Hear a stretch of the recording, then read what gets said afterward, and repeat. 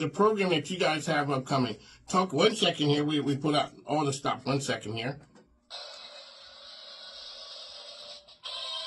With an educator daughter, I'm sure you understand budgets. Absolutely. You are a business educator, so we're keeping everything within our budget. Let's talk about the program that you guys are here to talk about today. Thank you. Men of Purpose will happen on the afternoon of November 12th. Tim Hightower, who played football at Richmond and then went on to a great NFL career, he now works for the Washington Commanders as head of alumni relations. Tim and I have been talking for 2 or 3 years about brotherhood, about manhood, about being great fathers, trying to be great fathers, and the needs in the community and how men can dive into that. So we finally have developed a program, and it's going to be a short, tight program where Tim and I are going to offer a few remarks to the gathering of men on our campus. It'll happen at the Alumni Center, Jefferson Alumni Center, 4:30 p.m., Tuesday, November 12th. All men from the community are welcome to attend. We'll have hopefully young men from campus. We'll have faculty and staff from campus, but really we're targeting the broader community to get onto campus. And we'll start with remarks. Tim and I are going to offer a few reflections on different phases of our own lives. We'll be brief about that. And then there'll be a chance to network with other men that you've never met before. So we're going to put you into a networking opportunity for a short amount of time. And then the tail end of the program, Mike, is going to have several nonprofits from the area give 1-minute pitches about how these men can begin to volunteer in those nonprofits. What Tim and I envision is that you and I might spot a nonprofit that we'd never heard of, Fatherhood Foundation, Boys and Girls Clubs, Big Brothers, Big Sisters, and maybe 2 of us pair up and say, why don't we go visit that table, find out a little bit more about how we can be helpful. So now I'm gaining a colleague and I'm making a difference in the community. And that's what we envision as really the first of many conversations. Tim and I are committed to going around the region and facilitating conversations where we can be helpful.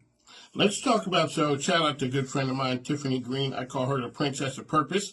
Everything in her world is purpose-driven leadership, people going into political life. It is all about the purpose.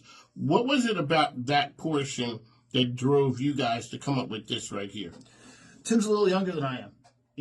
I've got 20 years on him, but the first time that we met in early 2019, we'd set aside 30 minutes for the meeting, Mike, and I think we were there for 2.5 or 3 hours. I think one of the things that we landed on in that meeting is that we both have a real interest in understanding what's our purpose for being here, and we like to bring that out of others. So the conversations that he's involved in, that I'm involved in, with younger people and older people, is this idea of, why are we here? What are we doing?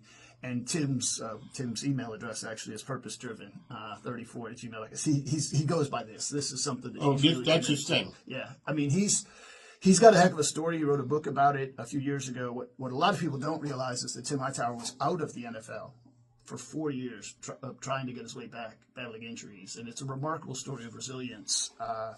To think that somebody who's played in the Super Bowl the first year out of the University of Richmond, he was playing for the Cardinals then.